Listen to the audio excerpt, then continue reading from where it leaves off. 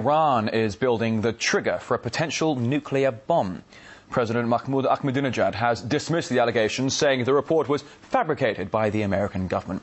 Now, for more on this, Dr. Seyyed Mohammad Marandi is in Tehran. So, good to see you. Thank you for joining us today. It was the British press that reported Iran's building a trigger, but President Ahmadinejad has accused the US of making up the story. Now, why is this? If you look back a couple of years ago, when the situation between Iran and the United States was escalating back then, and the Americans were trying to bully other countries into imposing sanctions on Iran, there was a claim that a laptop had been discovered, or a stolen laptop had been discovered, which has all sorts of information about Iran's nuclear program, and it proves that it's allegedly proved that its program was not peaceful.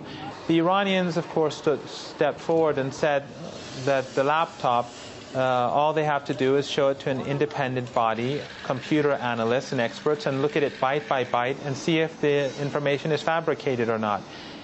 And the Americans refused to do that. They even refused to show it to their own allies. And it was obvious that it was a fabrication.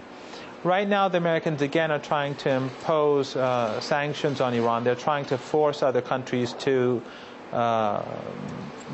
turn against Iran, and therefore they are planting this sort of information in newspapers. It's widely believed here that's basically what's happening.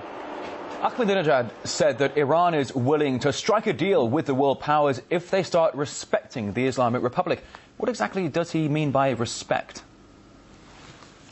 Well, I think the intimidating language that the Americans use is something that goes down. It doesn't go down well at all in Iran. And as long as the Americans continue to try to intimidate the country and speak about carrots and sticks, they're not going to get a positive response. The Iranians, basically, it was their offer to purchase enriched uranium at 20% from abroad instead of enriching it themselves, in order to create a more favorable atmosphere and to improve the situation so that negotiations could reach some sort of conclusion, a comprehensive conclusion. But the Americans basically misused this, and now they're saying that Iran has to send all of its 3.5% enriched uranium abroad and then wait for them to give something in return. The Iranians simply just don't respect the American attitude, and they don't trust the Americans, especially since the Americans right now are trying to impose an embargo on Iran and prevent Iran from getting its gasoline from abroad. If Iran can't trust the Americans with gasoline, they obviously can't trust them, or the French or the British, with nuclear fuel.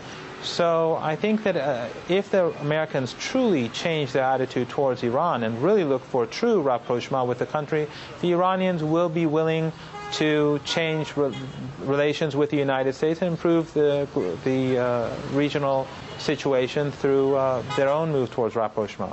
Well, Dr. Marandi, you know, America has been talking about sanctions against Iran for quite some time now. In the midst of saber rattling, is Iran preparing for a military strike that could be put against it? People in Iran don't believe so, because the response obviously will be very severe, and the Iranians do have the ability to protect themselves. I think the mistake that Israel made in Lebanon shows that pretty well. Iran is far, far, far stronger than Hezbollah. And the Americans know that the Iranians have been preparing themselves for many years now for such an eventuality, if such a thing occurs. I think the Iranians and the Americans both recognize how dangerous that would be for the United States, and that the United States really is overstretched right now in Afghanistan and Iraq. I think the Iranians are expecting the Americans to be more reasonable, because, in fact, the Americans need Iran more than ever before, especially with the situation as it is in Afghanistan. If the Iranians, for example, refuse to cooperate in future in that country, then I think things could get very difficult indeed. And so the Iranians feel pretty secure that there is no realistic military option on the table. Dr. Seyyed Mohammad Marandi in Tehran, thank you very much for that.